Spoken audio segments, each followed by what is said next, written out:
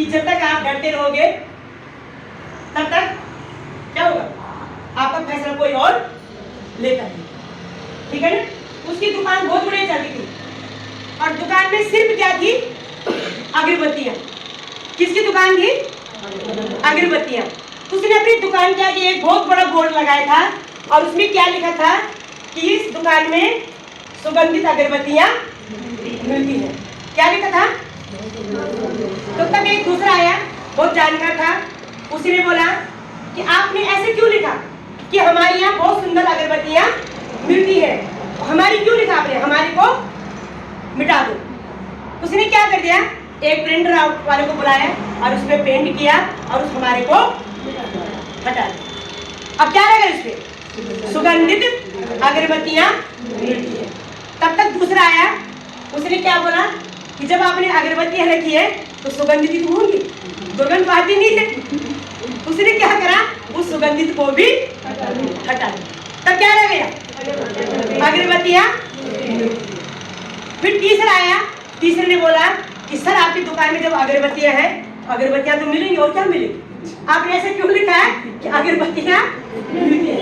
उसने फिर पेंट वाले को बुलाया, फिर अगरबत्ती को भी मिटा दिया। अब क्या रह गया, सिर्फ। तब तक एक जानकार और आया, उसने बोला सर आपकी इतनी बड़ी दुकान है और आपने इतना बड़ा बोर्ड लगाया है और उस बोर्ड में क्या लिखा है, मिलती है। मिलती तो है पर क्या चीज मिलती है, मिलती तो है पर क्या चीज मिलती है।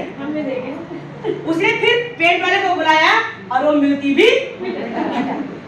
आज इतनी अच्छी उसकी दुकान चल रही थी, उसकी दुकान ठप हो गई 15 दिन में।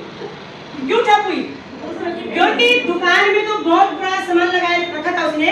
और किसकी दुकान थी, अगरबत्तियों की, और वो किसका फैसला ले रहा था, दूसरे। उसने अपना दिमाग नहीं लगाया।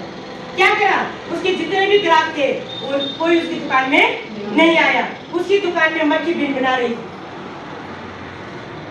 फिर पंडित के पास गया वो कि सर मेरी दुकान तो बहुत अच्छी चलती थी और मैंने जब से वो बोर्ड में लिखा था वो सारा कुछ मिटा दिया, जैसे लोगों ने बोला मैंने वैसे ही किया और तभी मेरी दुकान अच्छी नहीं, क्या हुआ। उसने बोला बेवकूफ, इतनी बड़ी दुकान थी, इतना बड़ा बोर्ड था और उस बोर्ड को खाली रखा है, बोर्ड पे कुछ नहीं लिखा है। इस पे ये लिख कि हमारी यहाँ सुगंधित अगरबत्तियां मिलती है। क्या किया फिर उसने, वो पेंटर को बुलाया और फिर क्या लिखा, हमारे यहाँ सुगंधित अगरबत्तियां मिलती है। और उसकी दुकान कैसे चलने लगी, बहुत बड़ी, क्योंकि सभी को पता चल गया यार बहुत बेहतरीन अगरबत्तियां मिलती है। तो आपको क्या करना पड़ेगा, आपको अपनी बिजनेस में क्या करना पड़ेगा, अपना फैसला लेना पड़ेगा या लोगों का। आगे आपको कहानी समझ में, जोरदार तालियां हो जाए अगर कहानी समझ में आ रही है। तो कुछ लोग करते हैं जो जैसे बोलते हैं उसी की सुनते हैं और अपना दिमाग नहीं लगाते, फिर कहाँ चले जाते हैं वो, गड्ढे में। ये काम मत करो यार। तो कहानी के माध्यम से मेरे समझाने का मतलब ये है, उसने क्या जैसे लोगों ने बोला और वैसे ही काम। ऐसे काम मत करना कि आपका जो बिजनेस भी बंद हो जाए। कैसे काम करोगे, उसको ऐसे जवाब दो कि उसके पास कोई और जवाब नहीं हो। क्या बोलना आपने, तू नहीं है तो दूसरा है, दूसरा नहीं है तीसरा है और तीसरा नहीं है चौथा है, फील्ड पूरा खाली पड़ा है। आपका बिजनेस ऐसे चलेगा। और जो आपको कहीं ये बोलता है कि भाग जाएगी, डूब जाएगी, गारंटी कौन देगा, तो उसको यार ऐसे ही जवाब देना जैसे मैं देती हूँ। मेरे को ऐसे गुस्सा आता है ना, जो आज एलिसिस के नाम पे कुछ ही बोलता है तो मेरा ऐसा मन करता है कि इसकी खून अभी